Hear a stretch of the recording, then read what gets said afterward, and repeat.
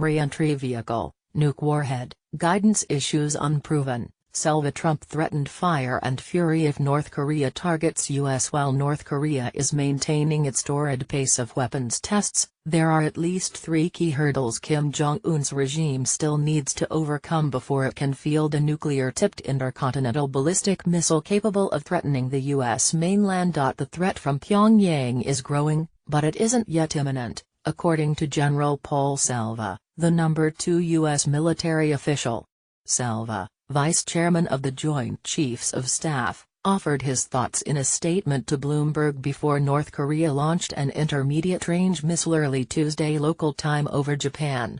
It is clear North Korea has the capability to build a missile that can range the distance to the United States, but North Korea has yet to demonstrate it has the requisite technology and capability to actually target and strike the United States with a nuclear weapon, Selva said in his statement. First, North Korea would have to deploy a guidance and stability control system that could direct a long-range missile thousands of kilometers accurately without breaking apart, Selva said. Second, it needs a re-entry vehicle housing the warhead that can survive the heat and stresses of an intercontinental ballistic launch. Third, it needs a nuclear weapon that is small enough and stable enough to survive the trip, he said. Read a quick take Q&A on what U.S.-North Korea hostilities might look like. We don't know how fast Kim Jong-un can accelerate the development of those technologies, but we're certainly paying attention to determine what tools we have to either deter or slow his advance, Selva said, echoing comments he made on Capitol Hill earlier this month. Improvements in North Korea's missile program following an unprecedented pace of launches this year, more than 20 since January, fueled tensions with the U.S. That peaked when Kim's regime said it might direct missiles toward the waters around Guam. That prompted President Donald Trump to warn of fire and fury from the skies if Pyongyang went forward with its plans. Recent North Korean tests of missiles capable of reaching intercontinental range clearly demonstrate progress in and continued commitment to their ICBM program, James Kudla, a Defense Intelligence Agency spokesman, said via email Wednesday. If left on its current trajectory, the North Korean regime will ultimately succeed in fielding a nuclear-armed missile capable of threatening the U.S. homeland.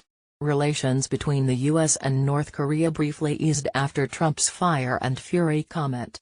Secretary of State Rex Tillerson said Sunday that despite North Korea's provocative firing of 3 short-range missiles last week, the U.S. will continue to push for negotiations to de-escalate nuclear tensions on the Korean peninsula. Mixed signals. But the Trump administration delivered mixed signals in the following days, with the president dismissing the idea of negotiating with Kim's regime and his defense chief saying the U.S.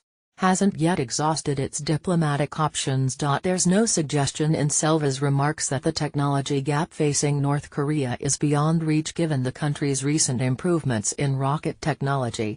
But several outside analysts agreed with his assessment about the barriers that remain. I believe that it will take Pyongyang several more years to seriously threaten the U.S. with nuclear-tipped missiles, said Siegfried Hecker, a former Los Alamos National Laboratory director and nuclear expert who's visited North Korea 7 times. Testing a missile booster and a re-entry vehicle is a long way from having an actual operational missile, Anthony Kordsman, an analyst at the Center for Strategic and International Studies in Washington, wrote August 15. Re-entry stress that was the official view even before the most recent ICBM tests. 1 week before North Korea's first ICBM launch last month, Scott Bray, the National Intelligence Manager for East Asia at the Office of the Director of National Intelligence, said in a speech that delivery of a viable North Korean weapon requires an ability to launch a heavy missile and re-entry vehicle capable of surviving the stresses of atmospheric re-entry. These are difficult engineering challenges.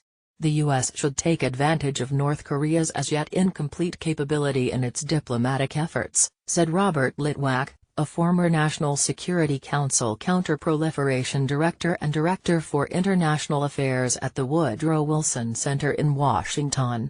If what is driving the crisis from the U.S. perspective is our imminent vulnerability to a long-range ballistic missile strike with a nuclear warhead, and there is a critical component of this complex integrated system that North Korea has yet to master, re-entry, that may create space for diplomacy to push a test freeze, Litwak said in an email. The aim of